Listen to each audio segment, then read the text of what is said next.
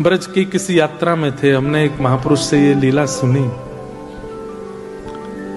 तो यात्रा में इतने श्रमित हो गए थे, रोज तो 4 बजे उठ जाते थे, लेकिन आज 7 बजे उठे सुबह। तो राधा बाबा जैसे उठे, तुरंत उनके कक्ष में एक महापुरुष बिना किसी रुकावट के घुसता ही चला आया, जिसको वो जानते भी नहीं थे। राधा बाबा उठ करके देख करके बड़े संकोच में आ गए। बोले भाई ये कौन बाबा है, सीधे मेरे कमरे में घुसा चला आया है। तो फिर भी कहा, बोले महापुरुष आपको प्रणाम है, आप कौन हैं, कहां से आए हैं, आपका क्या परिचय है। तो वो जो बाबा उनके कक्ष में आया, वो दोनों भुजा उठा करके रोने लगा। बोले मैं सत्य बता रहा हूं, आज पहली बार मेरे स्वप्न में श्री जी आई थी, किशोरी जी आई थी, और श्री जी आकर के मुझसे बोली तेरे भजन को पूरा फल प्राप्त है, वे में नेक दूरी रह गई है, या हमारे में तो को राह बतावे आई हूं कि अपने भजन को फल पूरा कर ले। मैंने पूछी हे श्यामाजू भजन को फल कैसे पूरा होगा। बोले कि अभी अभी राधा बाबा आए हैं बिड़ला धर्मशाला में। बोले मेरा हाथ पकड़ के श्री जी स्वप्न में लेकर के गई धर्मशाला, और मुझे तो पता नहीं आप कहां रुके। आपके कमरे के बाहर जाके उन्होंने इशारा किया, बोले या कमरा में बैठे बाबा, उनको जाके सुबह दर्शन कर लियो, उनके दर्शन से ही तेरा भजन फल पूरा होगा।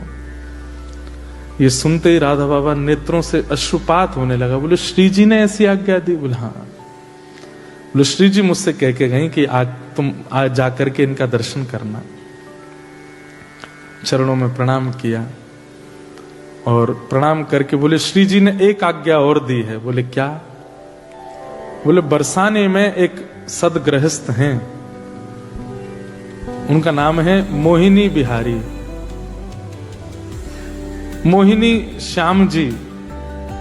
आप कृपा करके या तो उनके दर्शन कराओ, मतलब श्री जी ने मुझको आज्ञा दी मैं आपके दर्शन करूं, और आपके लिए आज्ञा दी है कि बरसाने में एक संत हैं, एक सदगृहस्थ हैं, संत नहीं है, परिवार है उनका पूरा, मोहिनी शरण जी, आप उनके दर्शन करे आओ।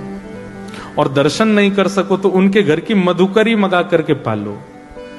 ये किशोरी जी ने आपके लिए आज्ञा की है। और ऐसा कहकर अब सुबह सुबह उठते ही कोई अपरिचित आकर के इतना सब कुछ बोल जाए तो उस पर विश्वास नहीं होगा।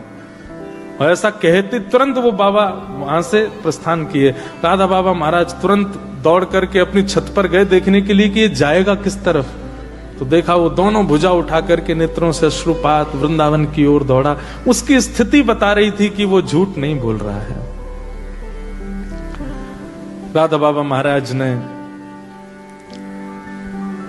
अपने कुछ सेवकों को बुलाया और सेवकों से कहा एक काम कीजिए, ऐसे करके एक मोहिनी श्याम मोहिनी जी करके, मोहिनी शरण जी करके एक सदगृहस्थ हैं बरसाने में। हम तो जाने में अभी असमर्थ हैं, पर उनके यहाँ की मधुकरी ले आओ, रोटी ले आओ। अपने कुछ सेवकों को भेज दिया। उनमें एक घनश्याम जी करके थे, वे ब्रज में वृंदावन में जो रासलीला होती उसमें कृष्ण बनते थे। तो घनश्याम ठाकुर जी भी थे उसमें। तो उन सबको भेजा, जाओ जाकर के बरसाने में कोई मोहिनी शरण जी सदगृहस्थ हैं, उनके यहां से रोटी ले आओ। अब राधा बाबा महाराज किसी के यहाँ की प्रसादी मांग रहे हैं। राधा बाबा जिनको स्वयं श्री ठाकुर जी के प्रत्यक्ष दर्शन होते थे, वो किसी के घर की प्रसादी मांग रहे हैं, तो इसका मतलब वो कितना ऊंचा होगा। ये सब लोग बरसाने गए और बरसाने में जाकर के इन्होंने पूछना शुरू किया ब्रजवासियों से, भैया यहाँ पे कोई सदगृहस्थ है, उसका नाम मोहिनी शरण करके है। तो सब नाम सुने और सुन के हंसे। बोले क्या काम है उससे। बोले उसके यहाँ की रोटी चाहिए। बोले किसके लिए। बोले राधा बाबा के लिए। तो लोग बाग सुनकर के हंसे और सिर पकड़ करके बोले भैया ये क्या कर रहे हो तुम लोग, राधा बाबा जैसे महान संत को उसके घर की रोटी खिलाओगे। बोले हैं कौन। बोले बरसाने का एक पागल है, उससे कोई मिलता नहीं जुलता नहीं, उसको देख के बच्चे भाग जाते हैं, वो जिस गली में जाता है सब दुकानें बंद कर लेते, कहां से कब क्या उठा ले, पागल है। तो सेवकों ने सोचा राधा बाबा ने आज्ञा की है, लेके तो जानी है रोटी। बोले फिर भी बताओ ना कहां है घर। बता दिया सबने, बोले वहां रहता है, वो तो प्रसिद्ध पागल है, यहाँ का, चले जाओ। जैसे गए, घर पर पहुंचे तो घर की स्थिति देख करके बिल्कुल नहीं लग रहा है कि एक वैष्णव का घर है। वैष्णव के घर की पहचान अलग होती है। तुलसी का पौधा तो होगा, बाहर कुछ सातिया तो बना होगा, गैया का गोबर तो रखा होगा, ठाकुर जी की सेवा घर में हो रही होगी, दिव्य अगरबत्ती की सुगंध आ रही होगी। ऐसे वैष्णवों के घर की पहचान होती है। हम जिस घर में रुके हैं मेलबर्न में, उस घर का नाम है वृंदावन। और उस घर के जिस कमरे में हम रुके, उस कमरे का नाम है गोवर्धन। जहां भोजन बनता है ठाकुर जी का, उस भोजनालय का नाम है मैया की रसोई। जहां हमारे ठाकुर जी गिरधरलाल जी विराज रहे हैं, उस कक्ष का नाम है बरसाना। और जहां आकर के सब लोग बैठते हैं, बैठ करके वार्ता करें, चर्चा करें, जो कुछ भी करें, उस स्थान का नाम है रास स्थल। अब सोचो कैसा सुंदर पूरा घर, पूरा ब्रज वृंदावन जैसा है। तो मतलब घर में जाकर के ये ना लगे कि यहाँ ठाकुर जी रेंट पे रहते हैं, बल्कि ये लगे मालिक रेंट पे रहते हैं, यहाँ के अधिकारी तो ठाकुर जी हैं। कई घरों में ऐसा लगता है ठाकुर जी रेंट पे रह रहे हैं, कि अलमारी में बैठे हैं। घर जाके ऐसा लगे कि मालिक रेंट पे रहते हैं, ठाकुर जी का अधिकार है। तो लेकिन यहां उल्टा था। जिनके घर से रोटी लाने के लिए कहा था, उनके घर में एक भी वैष्णव लक्षण नहीं थे। घर के भीतर जाकर के सबने हाथ जोड़ के कहा, बोले भैया ये मोहिनी शरण जी कहाँ हैं? बोले उनसे क्यों मिलना है आपको? बोले कि उनके हाथ से एक रोटी लेनी है हमको। बोले वो पड़े देख लो। तो खटिया चारपाई पे पड़े थे, दोनों पैरों में जूते पहन रखे थे, बूट, और एक के ऊपर एक ऐसे बूट रख करके बिल्कुल ऐसे दोनों पैर हिला रहे हैं, ये हाथ ऐसे धर के। और जिस चारपाई पे पड़े थे, वहां जो दीवार थी उस पर नेताओं के और पुराने जमाने के फिल्म सितारों के चित्र लगे हुए थे। ज्यादा पुरानी बात नहीं है ना।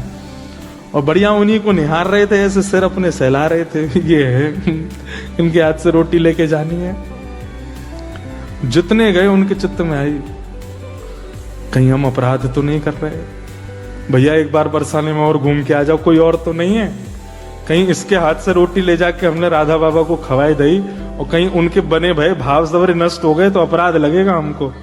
या आचार विचार से कहां से लग रहा है कि इसके हाथ की रोटी? सब जगह एक राउंड और मार के आए बरसाने में। सबने कहा नहीं वही है, एक ही है बस, और कोई नहीं है। बोले पता नहीं कैसी लीला है। दो तीन तो भीतर गए नहीं, बोले हम तो नहीं जा रहे, हम तो पहले बाबा को भी सच्चाई बता देंगे, ले आओ रोटी तो लेके जानी है। तो अंदर रोटी लेने के, भैया आपको प्रणाम, जय श्री कृष्ण, जय श्री राधे। कहां से आ गए हो? सुबह सुबह आ गए, क्या बात है, क्या चाहिए? बोले अपने हाथ से रोटी दे दो। बोले ले लो रोटी, वहां भीतर से आ जाते हैं पता नहीं कहां कहां से मांगने के लिए। बोले नहीं आप अपने हाथ से दे दो। तो पहले तो 10 सुनाई और 10 सुना करके फिर गए और रोटी दे दी। बोले ले जा। और ले करके वो सब लोग राधा बाबा के पास आए। राधा बाबा आपने ये बताई। अब वो बताते कि वो कैसे हैं, उनका आचरण, उनका रूप, उनका स्वरूप, इतने में तो बाबा ने रोटी ली और पहला उसका कवल तोड़ करके माथे से लगा के पा लिया। और जैसे ही रोटी मुख में धारण किए, वो मधुकरी प्रसादी, नेत्रों से अविरल अश्रुधार गिरने लगे, दोनों भुजा उठ गई। किशोरी जी की दिव्य लीलाओं का अनुभव होने लगा, नेत्र लाल पड़ गए, शरीर कंपायमान होने लगा। सामने जो आया, जिसके प्रति उनको अधिकार लगा, तोड़ करके उसको हाथ में नहीं दी, बोले मुंह खोलो सीधे मुख में। और जिसको भी वो टूक पधराते जाएं, उसके नेत्र बंद हो जाएं, नेत्रों से अश्रुधार, और वही श्री राधा प्रेम में प्रेम मगन होकर के झूमने लग जाए। अब जिन जिनको उनके स्वरूप पर संकोच हुआ था, ये सब बोले ये क्या हो रहा है? पूरे कक्ष में बैठे हुए लोग भावावेश में चले गए। हाथ आगे बढ़ाया, राधा बाबा ने तिरछी नजर से देखा, बोले तुम अधिकारी नहीं हो इसके, क्योंकि तुम दोष बुद्धि से देख करके आए हो। और महाराज एक आध घंटे नहीं, 24 घंटे की भाव समाधि लगी उन लोगों की जिन्होंने वो रोटी की प्रसादी पाई, मधुकरी। वहीं से ही बाबा ने प्रणाम किया और बाबा तो वहां से चले गए। लेकिन जो घनश्याम ठाकुर जी जो रासलीला में कृष्ण बनते थे, वो भी गए थे वहां लेने। उन्हीं के मन में पहले दोष आया कि ये कैसे भक्त हैं। उनके मन में आया कि कोई तो बात है, मैं जाकर के देखूं तो सही, कहीं ऐसा तो नहीं है कि वो अपनी भक्ति को छुपाते हैं। ऐसा हो नहीं सकता कि उनकी प्रसादी से ये सब हो गया। घनश्याम ठाकुर जी गए बरसाने, और बरसाने गए तो आज वो और ज्यादा विचित्र रूप में बैठे थे। वो कोट वोट पहन के, बूट वोट पहन के, बिल्कुल ऐसा दिखावे सबको संसार को कि महा पागल हैं, संसारी हैं और विचित्र, सब उनसे दूर दूर रहें। पर ये पहचान है एक अत्यंत वैष्णव की। भक्त की इच्छा ये नहीं होती कि मैं बहुत प्रसिद्ध हो जाऊं, भक्त की इच्छा ये नहीं होती कि मैं बहुत सिद्ध हो जाऊं। भक्त की इच्छा यही होती है केवल प्रिया प्रियतम मेरे रहें, बाकी सब मुझे अकेला छोड़ दें। ये एक असली भक्त की इच्छा होती है। चरण पकड़ लिए घनश्याम जी ने, बोले कि आप ये नहीं हो जो दिखा रहे हो, क्या हो वो दिखा दो। मेरी आपसे प्रार्थना है। बहुत अच्छा नाटक करते हैं आप, आपके शब्दों में भी कहीं से भी वैष्णवता नहीं झलकती, आपके रूप प्रारूप में भी कहीं से वैष्णवता नहीं, आपके आसपास भी ऐसी आपने व्यवस्था कर रखी है कि किसी प्रकार से वैष्णवता का दर्शन नहीं हो। लेकिन मेरी आपसे प्रार्थना है, एक ब्रजवासी होने के नाते आपसे प्रार्थना कर रहा हूं, अपना असली रूप दिखाओ। तो पीछे जो चित्र लगे थे, उन सब चित्रों के मतलब जब प्रार्थना की तो नेत्रों से अश्रु आ गए। प्रेम का स्वभाव है, प्रेम का स्वरूप है, कितना भी छुपाओ छुपता नहीं, वो प्रकट हो जाता है। तो नेत्रों में जब अश्रु आए तो घनश्याम ठाकुर जी ने कहा, आप ये नहीं हो जो दिखा रहे हो, कौन हो वो दिखाओ। तो पीछे जो दीवार पे वो चित्र लगे थे फिल्म सितारे वगैरह के, वो वास्तव में एक लकड़ी की दरवाजा था। और जैसे ही उस दरवाजे को खोला तो वो एक झरोका था, एक बालकनी जैसी थी। और वो बालकनी ऐसी थी जहां से श्री किशोरी जी का रंग महल स्पष्ट दिखाई देता था। हाथ पकड़ करके ले गए घनश्याम ठाकुर जी का और दिखाया, बोले देखो वो हमारी श्री जी लाडली जी का भवन है। बोले हाँ। बोले देखना अब मैं पुकारूंगा और कुछ अनुभव होगा। और जैसे ही उन्होंने भुजा उठा करके कहा श्री राधा श्री राधा श्री राधा, एक दिव्य तेज प्रकट हो गया श्री ठाकुर जी किशोरी जी के बरसाने भवन में। और उस दिव्य तेज में सर्वांगीण अंग तो नहीं दिखा, लेकिन दिखा कि दिव्य तेज जैसे समाप्त हुआ तो वहां पर कोई सुंदर सी चुनरी पहन करके कोई एक सखी आई है, जिनका रूप ऐसा था, इतनी दूर से स्पष्टता नहीं हो रही थी। वो जो जिनके घर गए थे वो तो भुजा उठा करके नृत्य करने लगे। घनश्याम ठाकुर जी देख करके वहीं मूर्छित हो गए और मूर्छित होकर के चरण पकड़ लिए। बोले कि मुझे अनुभव करा दो।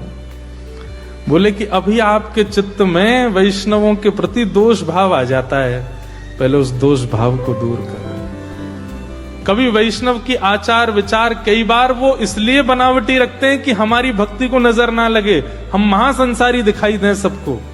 इसलिए वैष्णव को परखने में राधा बाबा जैसे हो जाओ, जिन्होंने आपके द्वारा निंदा सुनी नहीं उससे पहले प्रसाद पा लिया। ऐसी वैष्णवता जिस दिन आपके चित्त में आ जाएगी, आप जैसी बरसाना भवन की ओर देखोगे श्री जी दिख जाएंगी। घनश्याम ठाकुर जी तो मगन हो गए, चरण पकड़ लिए, बोले कि बस अब आप कृपा करो। ये है वैष्णवता। और फिर घनश्याम ठाकुर जी फिर उसी भाव में रहने लगे। अब तो ऐसी स्थिति उनकी हो गई कि अब कोई वैष्णव नहीं भी है और वो राह में खड़ा खड़ा अगर कुछ दुष्पान कर रहा है या कुछ दुर्वस्तु धुआं जैसा उड़ा रहा है, वो उसको भी प्रणाम करते। बोले तुम जरूर अपनी भक्ति छुपा रहे हो, इसलिए ऐसे हो ना, मुझे पता है। तुम आप हंस तो गए, लेकिन वास्तव में बताएं, जब तक ये दृष्टि नहीं बनेगी आपको भगवत अनुभव नहीं होगा। ऐसी दृष्टि बन जाएगी, कोई दोष युक्त व्यक्ति अत्यंत देखो ये तो भगवत कृपा हो जाएगी कि जो वास्तविक दोषी व्यक्ति है उसका परिचय आपको हो जाएगा।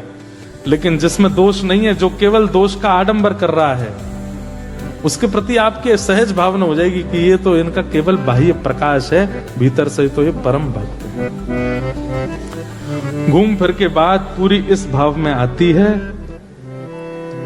कि भगवत दर्शन, भगवत मिलन और भगवत सामिप्य के लिए वृत्रासुर जो कह रहे हैं, दासान उदासो भवतास्मि भूल जाओ, भगवत दासों के दास बन जाओ। जैसे मैं कहता हूं कभी कभी कि राधा रमन जी के जैसे ही पर्दा खुलता है ना, तो पर्दा खुलते ही पता नहीं कहां से ऊर्जा आ जाती है। वैष्णव बोलते श्री राधा रमन लाल की जय, भुजा खड़ी हो जाती है, नेत्र बिल्कुल अपलक हो जाते हैं, फिर पलक नहीं झपकता कोई, पीछे से धक्का पड़े आगे से कोहनी पड़े किसी को कोई चिंता नहीं होती, बस मुझे मेरे ठाकुर जी दिखते रहे।